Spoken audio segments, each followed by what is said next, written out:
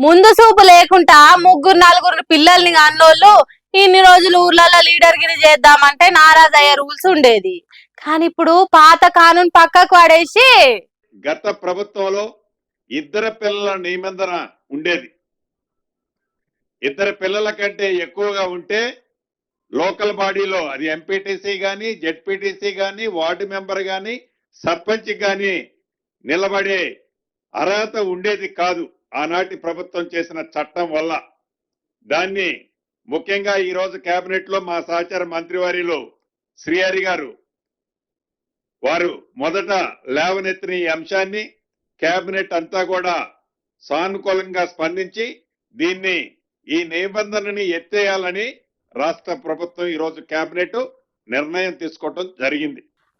సప్పట్లు ఇద్దరు కంటే ఎక్కువ పిల్లలున్నా కూడా స్థానిక సంస్థల పోటీలు చేయొచ్చు అనే రూల్ తెస్తున్నారట సర్కారు.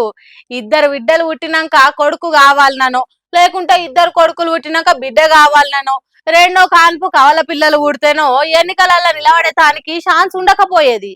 ఎంత మంచి పేరున్నా, మంది మార్బలం ఉన్నా, కూడి నడిచే కుల బలం ఉన్నా, ఖర్చు ఎంతైనా పెట్టుకునే పైకం ఎంతున్నా అన్ని మంచిగానే ఉన్నాయి, అల్లున్నోట్లే శని ఉన్నది అన్నట్టు ఇద్దరు పిల్లల రూలు ఇరుకున పెట్టేది చాలా మందిని. అధికారం దక్కించుకోవాలి, కూలింగ్ గ్లాసులు పెట్టి కుర్చీ మీద కూర్చొని అధికారాన్ని ఎంజాయ్ చేయాలని కళలు ఇప్పటి నుంచి తీరే ఛాన్స్ చాలా ఉన్నది అన్నట్టు.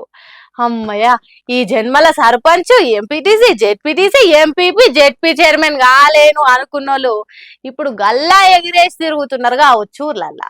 పాత రూలు ఎత్తేసి కొత్త కాను తెచ్చినందుకు ఇద్దరి కంటే ఎక్కువ పిల్లలు ఉన్నోళ్ళ కండ్లు దగదగదగ మెరుస్తున్నాయి కావచ్చు.